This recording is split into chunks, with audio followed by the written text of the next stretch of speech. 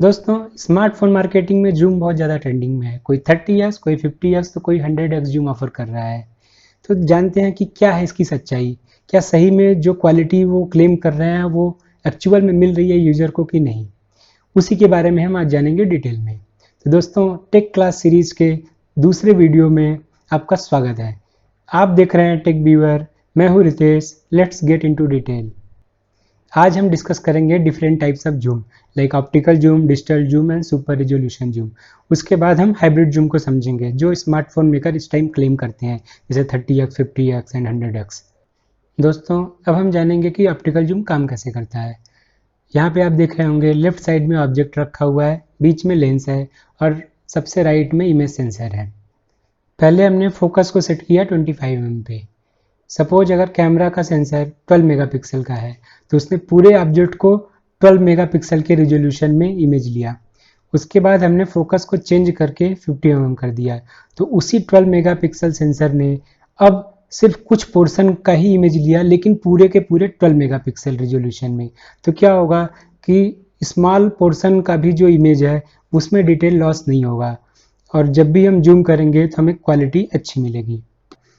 अब देखते हैं कि ये स्मार्टफोन में कैसे काम करता है, क्योंकि स्मार्टफोन में तो आप लेंस के फोकस को चेंज कर नहीं सकते।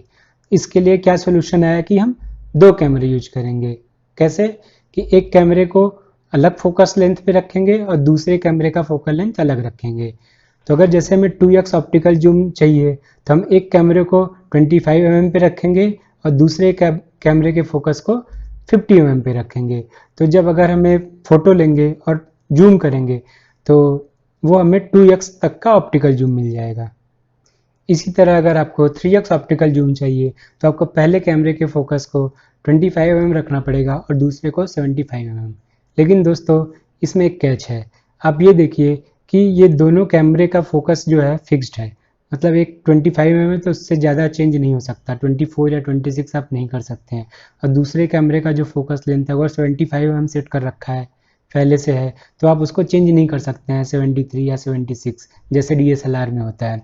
तब इसमें क्या होगा कि जैसे आपने 3x ऑप्टिकल जूम तो आपको मिल गया है, लेकिन क्या होगा अगर आपको 1.5 का जूम देखना है या 2.5x देखना है, तो क्या उसमें भी वो ऑप्टिकल जूम होगा उसके बीच में दोस्तों ऑप्टिकल जूम नहीं होगा। मतलब आपको 1x तो अच्छा दिखेगा, 3x भी अच्छा दिखेगा, लेकिन 2.5x अगर आप देखने की कोशिश करेंगे तो उसमें इमेज की जो क्वालिटी होगी वो लॉसलेस नहीं होगी, उसमें इमेज का लॉस हो सकता है।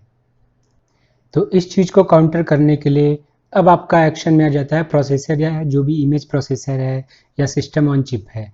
वो क्या करता है कि जो आपका 3x ऑप्टिकल जूम की इमेज है और 1x जो इमेज है, दोनों की डिटेल्स को कंबाइन करता है ताकि आप 1.5x, 1.7x या जो भी आपको चाहिए इन बिटवीन रेंज जूम की वो आप प्राप्त कर सकें और क्वालिटी भी डिग्रेड ना हो। अब अगर बात करें डिजिटल जूम की, तो डिजिटल जूम में बेसिकली क्या होता है कि वो इमेज को क्रॉप करता है और उसको बड़ा कर देता है। उससे क्या होगा कि अगर 12 मेगापिक्सल का आपका इमेज था तो 5 मेगापिक्सल या 7 मेगापिक्सल का रह जाएगा, और आपने उसको जब बड़ा किया तो उसमें से जो डिटेल है वो लॉस्ट हो जाएंगे। दोस्तों, ऑप्टिकल जूम बहुत कॉस्टली होता है, तो इसलिए गूगल ने लाया सुपर रिजोल्यूशन जूम। ये क्या है कि जो डिजिटल जूम है उसी का ही एडवांस वर्जन है। ये डिजिटल जूम के साथ साथ इमेज प्रोसेसर या आपका जो भी सिस्टम ऑन चिप है, क्वालकॉम, मीडियाटेक का और AI का यूज करता है। इससे आपको जो रिजल्ट मिलेंगे डिजिटल जूम का वो काफ़ी इम्प्रूव्ड मिलेगा, पर हाँ, इसको आप ऑप्टिकल जूम से कंपेयर नहीं कर सकते हैं। इसमें जो क्वालिटी रहती है वो आपको 1.3x से 2.5x तक सस्टेन रहेगी, डिपेंड्स ऑन आपका जो इमेज प्रोसेसर है या SoC कितना अच्छा है, और जो भी कंप्यूटेशनल फोटोग्राफी या फिर जो कह सकते हैं आप सॉफ्टवेयर कितना अच्छे से प्रोग्राम किया गया है। इसमें दो टाइप की टेक्नोलॉजी यूज होती है, एक है RAISR और दूसरा है MFSR। अब उसको हम डिटेल में समझते हैं। RAISR means rapid and accurate image super resolution. दोस्तों, ये कलर फिल्टर टेक्नोलॉजी पे काम करता है। जैसे कोई भी आपका लो रिजोल्यूशन का इमेज है तो उसे पहले ये करेगा कि अप स्केलिंग करेगा, यानी कि मेगापिक्सल काउंट को बूस्ट करेगा, ज़बरदस्ती के कुछ भी पिक्सल डाल देगा जिसमें कोई इन्फॉर्मेशन नहीं होगा।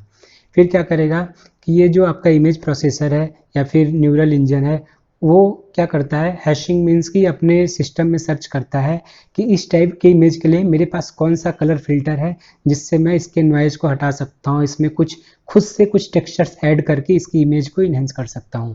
तो बेसिकली ये खुद से कुछ टेक्सचर्स ऐड कर देता है और कलर फिल्टर लगा के, डिफरेंट डिफरेंट कलर फिल्टर लगा के इमेज की डिटेल्स को कैप्चर करने की कोशिश करता है और फिर उस सारे इमेज जो भी वो डिटेल कैप्चर करता है उसको सबको कंबाइन कर देता है, तो जो आउटपुट इमेज निकल के आती है वो इम्प्रूव्ड हो जाती है।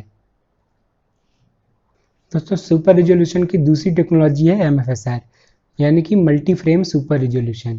ये क्या करता है कि ये सबसे पहले एक मास्टर इमेज लेता है और उसको RGB सेंसर में डिवाइड कर देता है। तो अब देखता है कि रेड सेल्स के इतनी सारी डिटेल नहीं है या ग्रीन के इतने सारे डिटेल नहीं है और ब्लू के इतनी सारी डिटेल नहीं है। फिर वो क्या करता है कि सेंसर के पिक्सल को एक पिक्सल शिफ्ट कर देता है राइट में और फिर से दोबारा से इमेज लेता है। तो अब सारी इमेज दोबारा से आएंगी तो उसमें कुछ कुछ जो डिटेल लॉस थी पुरानी इमेज में वो दूसरी इमेज में आ जाएंगी, तो फिर वो दोनों को कंबाइन कर देगा।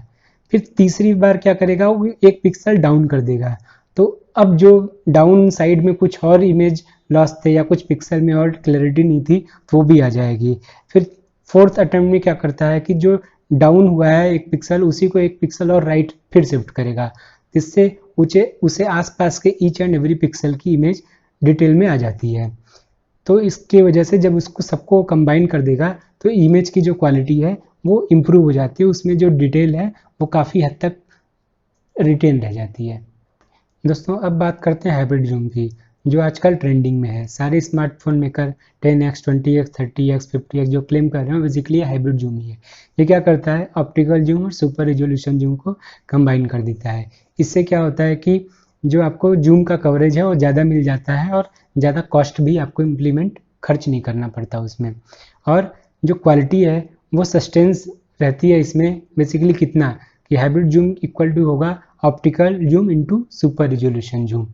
तो अगर आपका सुपर रिजोल्यूशन जूम की क्वालिटी है 1.5x 3 या 3x तक होती है, जैसा मैंने बताया था, डिपेंड्स ऑन कि कितना अच्छा आपके OEM ने उसको इम्प्लीमेंट किया है। और ऑप्टिकल जूम वो तो कैमरे का फीचर है, तो उन दोनों को कंबाइन करके आपको हाइब्रिड जूम प्राप्त होता है। लेकिन क्या 50x जूम बहुत अच्छा होगा? जी नहीं, वो ऑप्टिकल जूम के कंपेरिजन में बहुत ही ख़राब क्वालिटी होगी। तो अगर आपको 50x जूम या इस तरीके का जूम के लिए आप 1 लाख 1.5 लाख रुपए खर्च कर रहे हैं किसी स्मार्टफोन में, तो बिल्कुल ना करें। ये आपको वो क्वालिटी नहीं देगा जो आप सोच रहे हैं। आप बेहतर होगा कि आप एक DSLR में इन्वेस्ट करें। तो अगर हाँ ऑप्टिकल जूम है, एक्चुअल ऑप्टिकल जूम कितना है वो उससे डिसाइड करिए कि आपको कौन सा फ़ोन लेना है। आई होप कि दोस्तों आपको समझ में आ गया होगा कि optical zoom, super resolution zoom, digital zoom, hybrid zoom ये क्या है और आपको कैसे अपना नेक्स्ट स्मार्टफोन खरीदना है। तो दोस्तों अगर आपको ये वीडियो पसंद आया तो please like, subscribe and share करिए और बेल आइकन को प्रेस करना ना भूलिए। Thank you.